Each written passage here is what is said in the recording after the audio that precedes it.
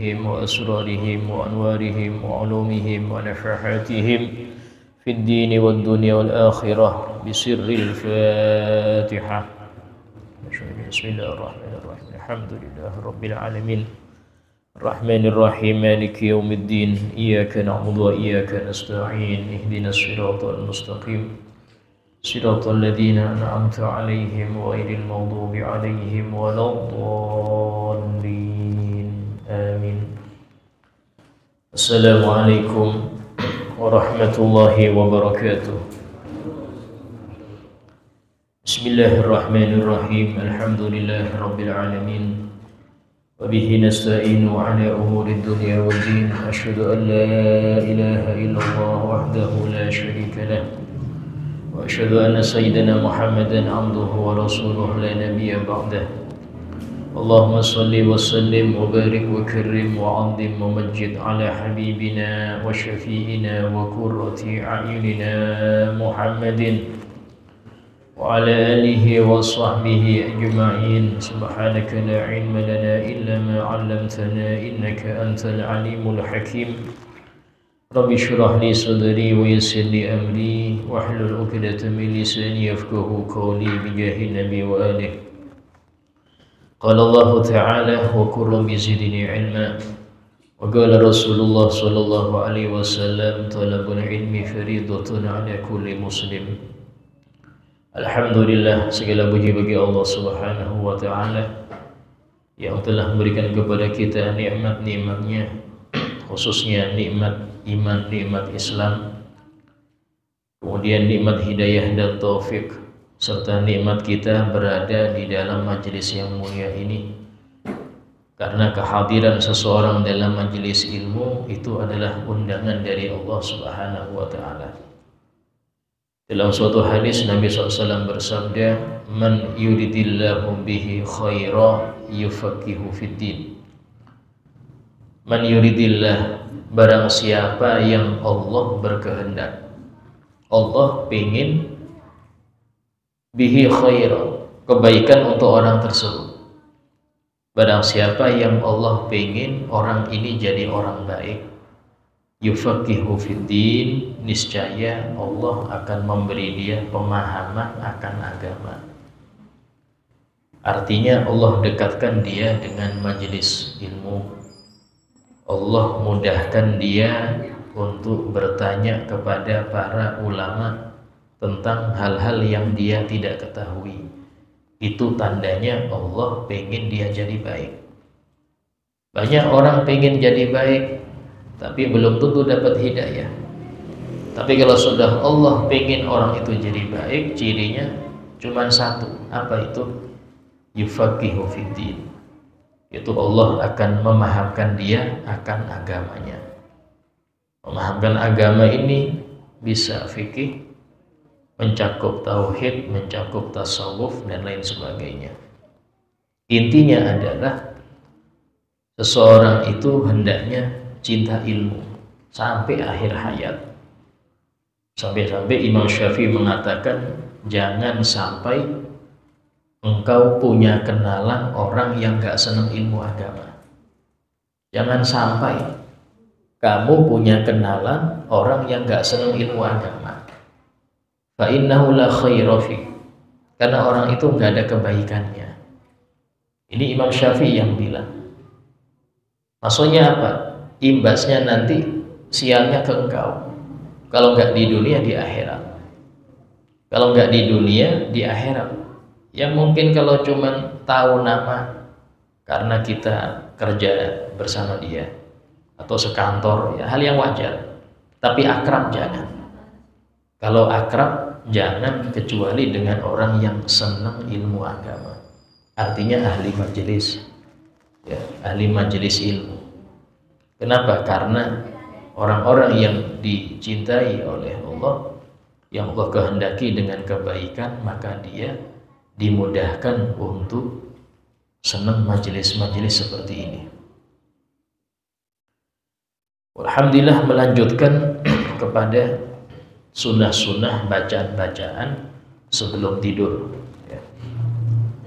Wa rawaina fihi an Sayyidina Aisyah radhiyallahu anha aidan qalat ma kana Rasulullah sallallahu alaihi wasallam mundu sahibtu yanamu hatta faraqad dunya hatta yata'awwadh minal jubni wal kasal was-sa'amati wal bukhl wa su'il kibar wa su'il mandar fil ahli wal mal wa adabil qabri wa minasyaitani wasyirki.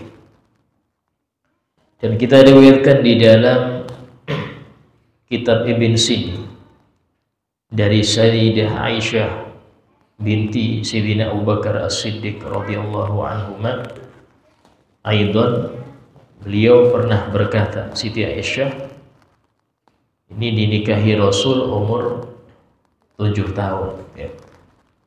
Dinikahi Rasul umur 7 tahun, kemudian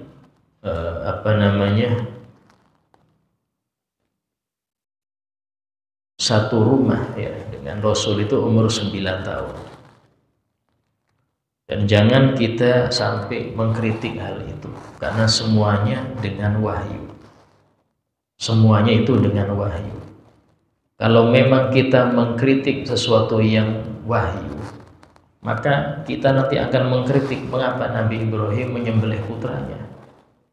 Ya kita bilang itu wahyu. Sehingga sesuatu yang sudah sifatnya wahyu, serahkan kepada Allah. Jangan ada mengkritik, mau itu di hati atau di ucapan. Jangan. Itu sudah perintah Allah. Kalau memang hal tersebut dikritik, maka nanti ada orang yang mengkritik Nabi Ibrahim nanti.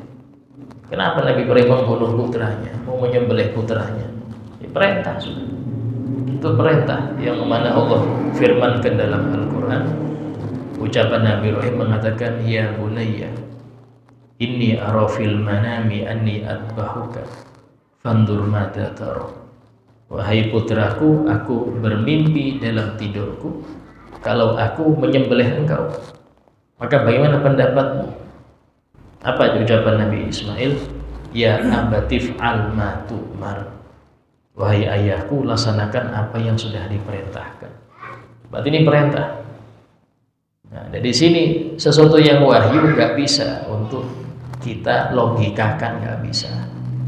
Semuanya serahkan kepada Allah. Dikatakan beliau Siti Aisyah, ya, itu beliau mau bersama Nabi itu sampai kalau enggak umur 16-17. Jadi Siti Aisyah ketika Nabi SAW wafat, umur beliau masih 17 atau 16 ya. Istilahnya itu menikah dengan Nabi itu antara 10 tahun atau 9 tahun. Dari sini beliau mengatakan tidak pernah Nabi SAW itu selama aku menemani beliau, itu selama aku bersama beliau, itu tidur sampai nanti meninggal. Tidak pernah beliau itu sampai wafat itu mau tidur kecuali pasti beliau itu berlindung dari beberapa hal ini. Artinya Nabi sebelum tidur pasti berlindung dari perkara-perkara yang beliau sebutkan ini. Sampai kapan? Sampai wafat Nabi tidak pernah meninggalkannya, kata Siti Aisyah. Berarti ini hal-hal yang hendaknya kita minta perlindungan Allah dari hal-hal ini. Apa diantaranya? Minal jubni wal kasal. Minal jubni, dari sifat pengecut. Ya, takut itu baik kepada yang berhak ditakuti. Siapa? Allah. Yang berhak ditakuti itu hanya Allah.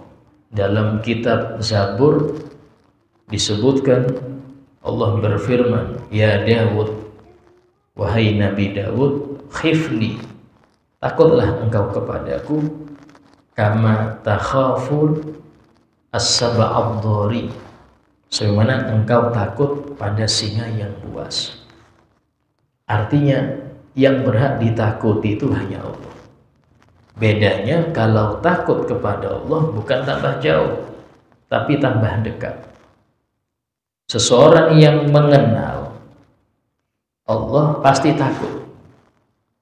Seorang yang mengenal Allah, bagaimana Allah itu kapanpun bisa merubah keadaan seseorang yang baik jadi buruk.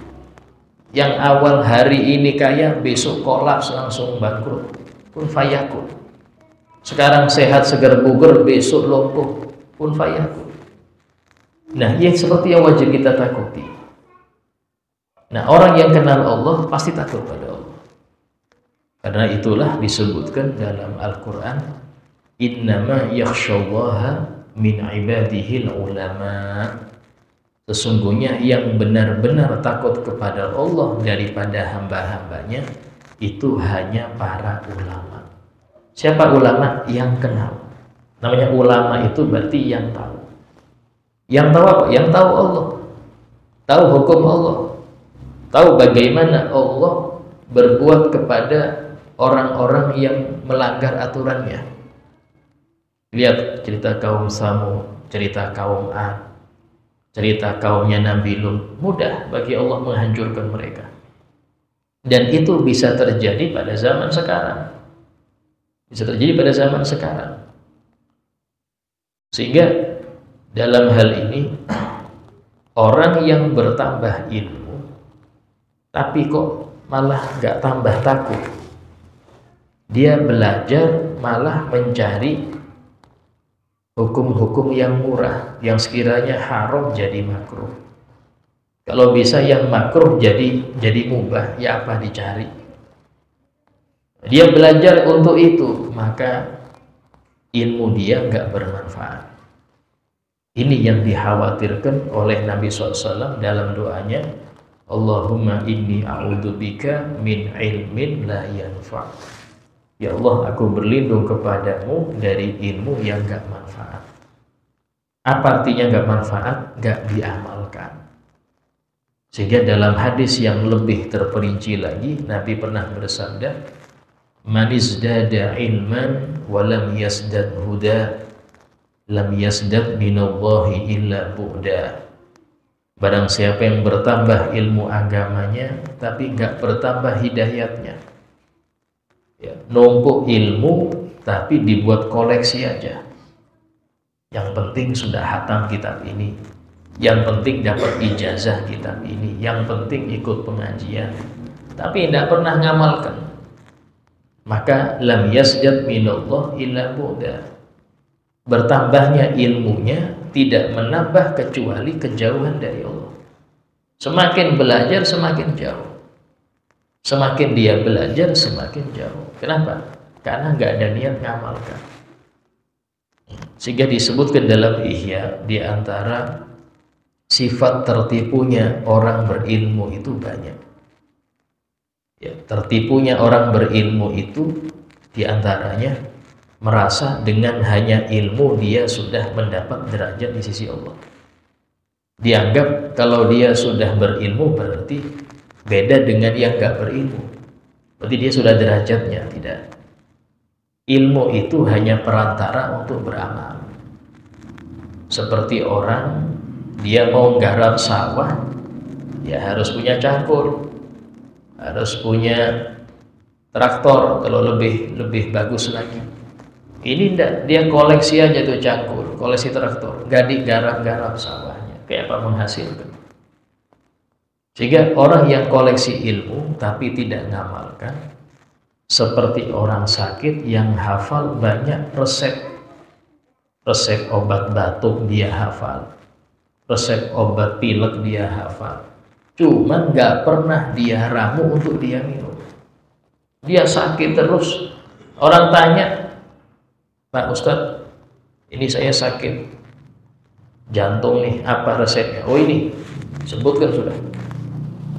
Orang lain mengambil manfaat pada dia, tapi dia sendiri nggak ngambil manfaat dengan ilmunya. Yang seperti ini adalah termasuk daripada ilmu nggak manfaat.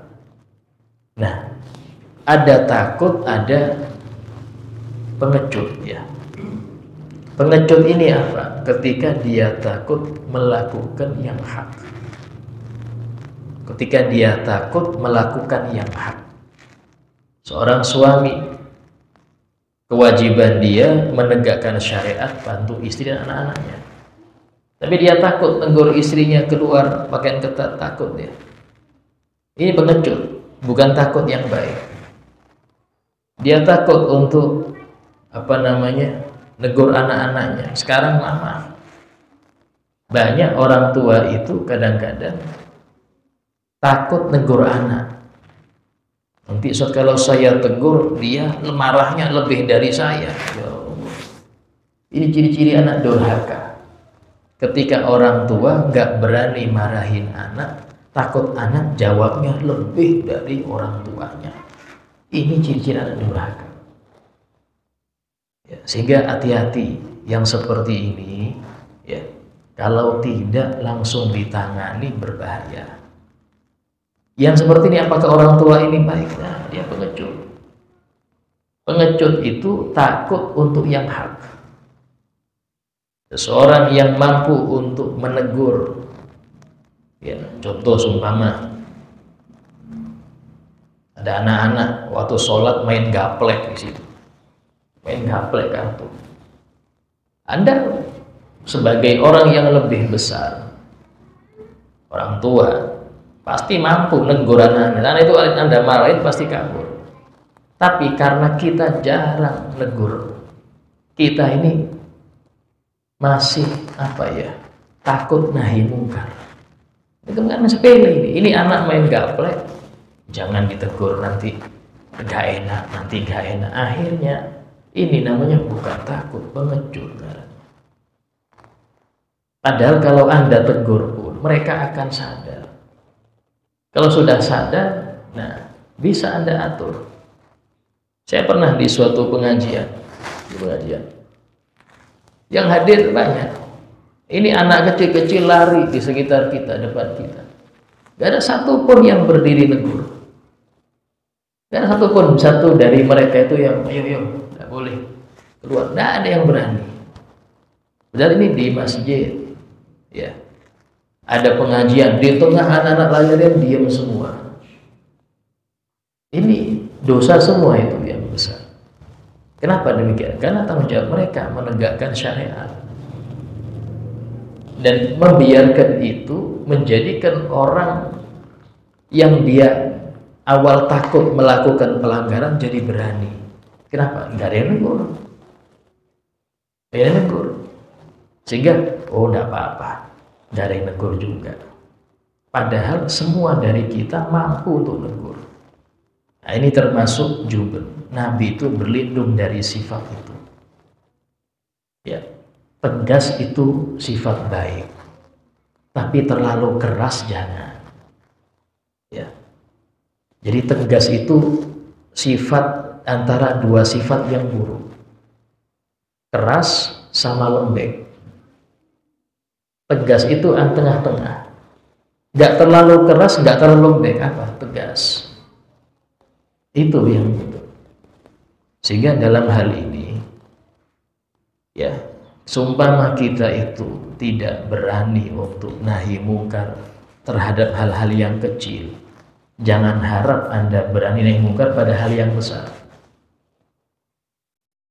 Yang kecil aja nggak berani, apalagi negur yang dewasa nggak berani lagi. Yang anak kecil aja nggak berani.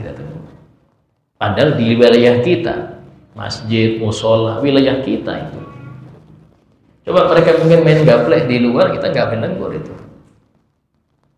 Tapi di wilayah kita nggak berani kayak apa di luar. Ya, di sini sifat jubur ini, pengecut ini tidak baik.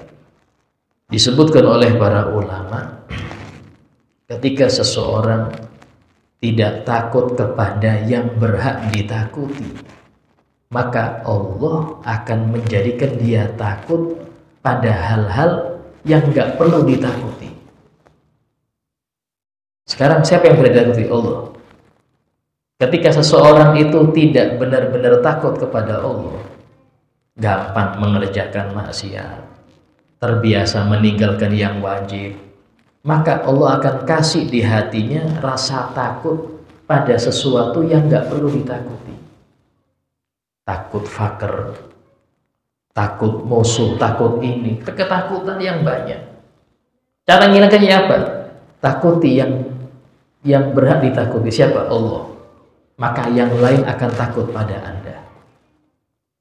Dalam ucapan salah seorang ulama mengatakan, disebutkan man yakhafullah khafahu kullu syai'. Siapapun yang benar-benar takut kepada Allah, maka segala sesuatu akan takut pada dia. Apapun, siapapun, apapun akan takut pada dia. Kenapa? Dia takut pada Allah. Disebutkan suatu ketika ada beberapa ulama datang ke rumahnya Imam Abdullah bin Mubarak. Rumahnya itu jauh dari perkampungan, masuk ke hutan. Datang, dijamu, alhamdulillah, marhaban. Selesai, tanya-tanya mereka, minta doa, pulang. Pas mau pulang, belum beberapa menit balik lagi ke top itu. Lama kata beliau, loh kan sudah saya doakan, sudah saya jawab pertanyaan kalian. Terus mau ngapa lagi? Iya, wahai Imam Abdullah, itu di jalan banyak singa duduk, banyak singa nutup jalan. Akhirnya nggak berani pulang, balik lagi. Kata beliau, ya Allah, kalian takut singa. Kayak kalian kok takut singa, kok bisa? Ayo sini. Diajak sama beliau, dibawa sampai ke rombongan singa itu yang lagi duduk-duduk. Sambil didekati satu ekor singa, dicewir. Kan sudah tak bilang, jangan ganggu tamuku.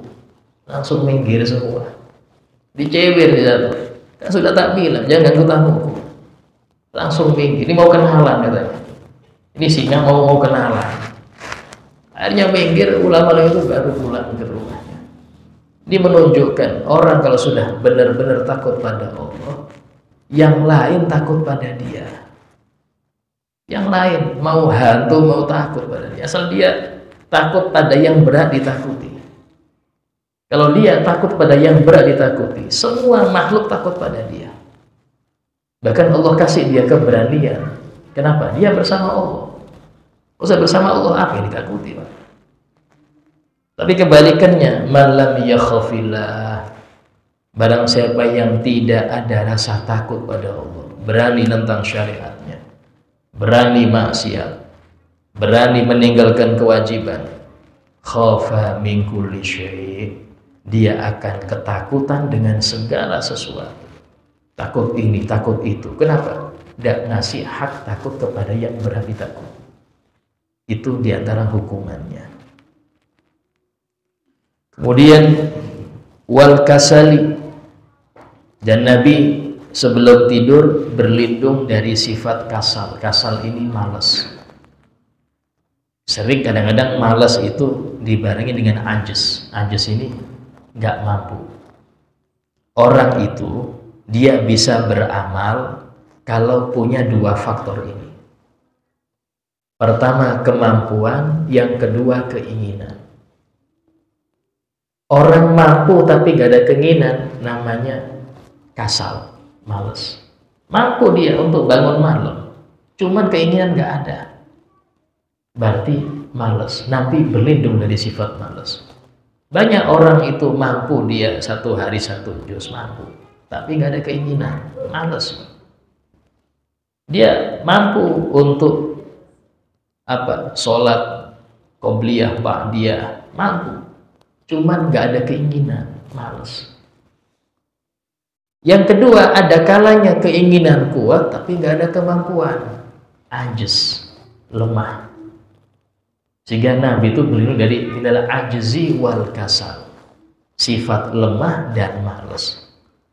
Kalau salah satu ini ada, tidak bisa beramal. Dua ini harus hilang, baru bisa beramal.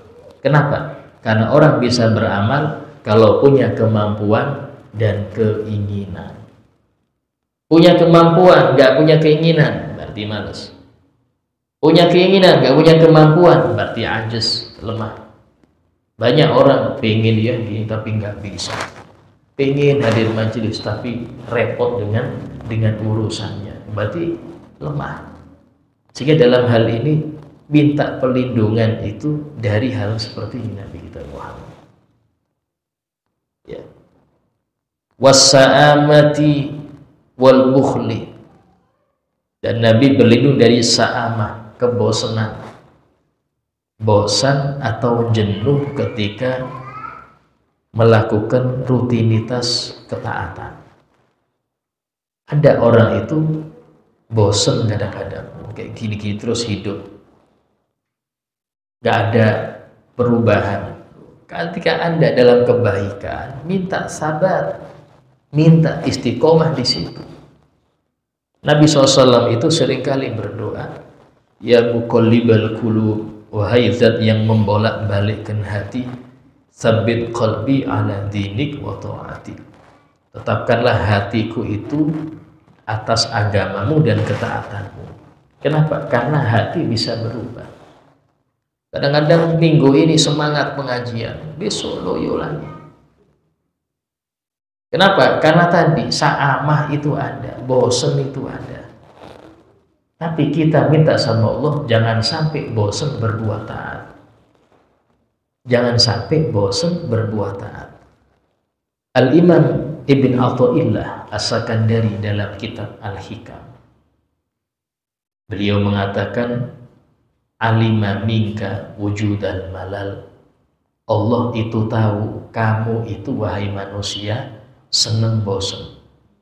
Falawwana laka ta'at, karena itulah Allah memberi engkau bermacam-macam bentuk ketaatan agar engkau terus menerus dalam ketaatan.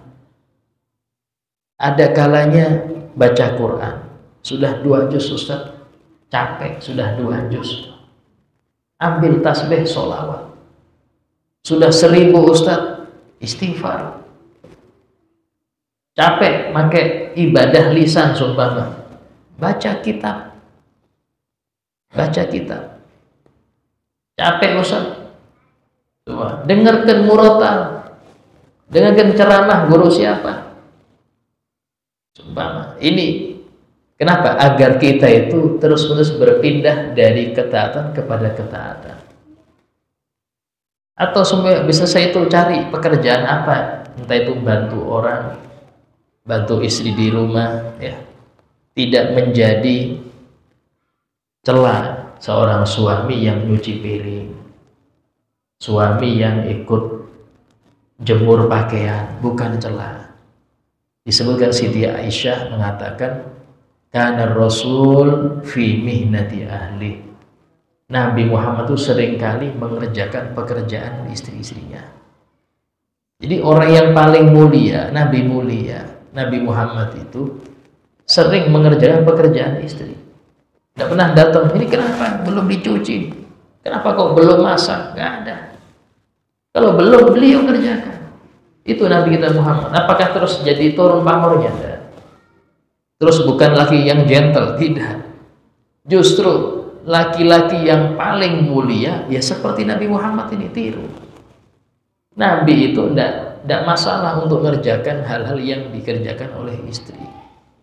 Bahkan ketika Nabi menikahkan Siti Fatimah Az-Zahra dengan Sayyidina Ali bin Abi Thalib, beliau itu membagi tugas dalam rumah untuk Siti Fatimah. Dalam rumah masak, nyuci, ya, ngepel, nyapu, merapikan rumah itu Siti Fatimah. Yang bagian luar nyapu teras, jemur, belanja itu Sayyidina Ali. Karena itulah Nabi SAW itu, beliau itu ke pasar sendiri, bukan istrinya yang belanja, beliau yang belanja. Sampai-sampai orang kafir itu ngejek Nabi. Wa qalu ma li hadzal rasul ya'kulu ta'amu yamshi fil aswaq. Dan mereka orang-orang kafir mengatakan, mengapa kok ini dibilang rasul, kok dibilang utusan? sementara dia makan seperti makanan kita, dan dia juga jalan-jalan di pasar, artinya belanja. Nabi itu belanja sendiri, bukan istri yang belanja. Nah sekarang ini dibalik, kadang istri yang belanja, suami di rumah. Padahal aslinya aturannya itu yang belanja suami. Ya. Cuman kalau memang nggak bisa milih suaminya, ya bawa aja istri, antarkan. Nggak bisa milih, bawang yang busuk semua dibeli, repot juga. Jadi kena omel, bawa aja sudah. Wah sekarang banyak cara ya, banyak cara. Pakai video call sumpama. Nih video call nih, beli yang mana? Banyak cara, tidak harus mereka keluar. Ya di dalam hal inilah apa sifat sa'amah. Sehingga dalam Al-Qur'an surah Al-Insyirah Allah Ta'ala berfirman, "Fa'idha farauta fansab." Jika engkau sudah selesai di dalam perbuatan baik, fansab, berdirilah untuk perbuatan baik yang lain. Artinya jangan berhenti. Jangan berhenti.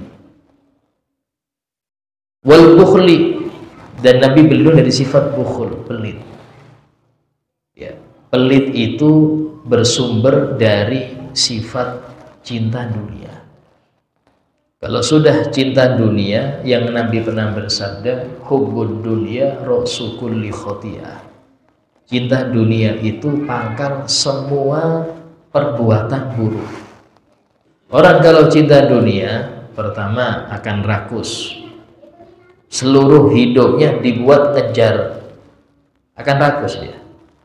Yang kedua, dia akan sulit keluar untuk kebaikan.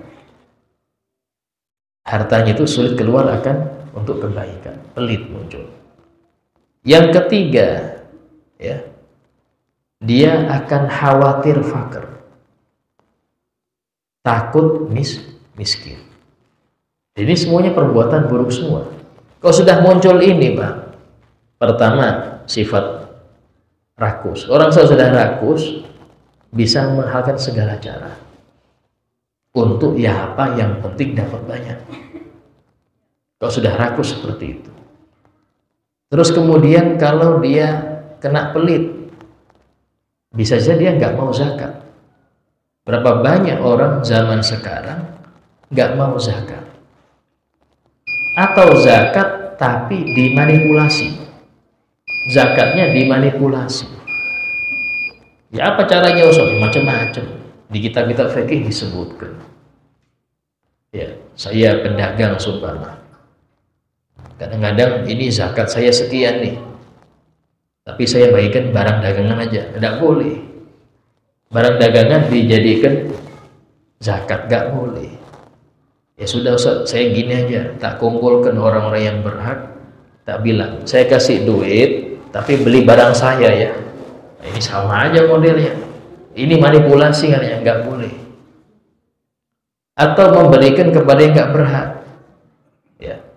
Kadang-kadang kepada karyawan yang sudah nggak wajib, nggak berhak karena dia sudah tercukupi, dikasih lagi sebagai THR dia. Ini repot. THR dari zakat dari mana? Ya seperti ini, hal seperti itu menjadikan orang itu nggak sah zakat. Kenapa? Al-bukhul, sifat pelit muncul. Ya, jadi sifat pelit itu, kalau pelit dari yang wajib itu haram. Nabi SAW pernah bersabda, al-bakhil ba'idun minallah, ba'idun minal jannah, qaribun minan nar. Orang pelit itu jauh dari Allah, jauh dari manusia, jauh dari surga, dan dekat dengan neraka. Dekat dengan neraka. Bahkan disebutkan, orang kalau dia itu dermawan, walaupun maksiatnya banyak, ya, disebutkan Allah akan maha pemurah untuk orang ini, karena dia pemurah. Allah akan maha pemurah dengan orang ini karena dia pemurah. Artinya gampang Allah ampuni dosanya, asal pemurah dia. Ya. Ini maksudnya dosa dia dengan Allah. Insya Allah akan kita membahas lanjutan daripada hadis tersebut, ya, yang hendaknya kita amalkan doa Nabi ini sebelum tidur, ya. Al-Fatihah. Bidati Allah bi muallif lah kitab yaghfirud dzunub yuslu yub yashkuru bi tahhirul qulub wa yamla'ul juyub yajlib kull mahbub yasahil kull matlub wa Allah yuslu ahwal wal aqwal wal af'al jahimuna bilal sayyidina Muhammad sallallahu alaihi wasallam. Al-Fatihah. Bismillahirrahmanirrahim. إياك نعبد وإياك نستعين اهدنا الصراط المستقيم صراط الذين أنعمت عليهم غير المغضوب عليهم ولا الضالين آمين. بسم الله الرحمن الرحيم الحمد لله رب العالمين اللهم صل وسلم على سيدنا محمد وعلى آله وصحبه أجمعين. ربنا انفعنا بما علمتنا رب علمنا الذي ينفعنا رب فقهنا وفقه أهلنا وقراباتنا في ديننا ربي وفقنا وفقهم لما ترتضي قولا وفعلا كراما وارزق الكل حلالا دائما وأخل أذكياء علما نهضى بالخير وفاقل الشر. ربنا واصلح لنا كل شؤون وقر بالرضا منك العيون وقض عنا ربنا كل الديون قبل أن تأتينا رسل المنون. ربنا آتنا في الدنيا حسنة وفي الآخرة حسنة وقنا عذاب النار. وصلى الله على سيدنا محمد وعلى آله وصحبه وسلم والحمد لله رب العالمين. السلام عليكم ورحمة الله وبركاته.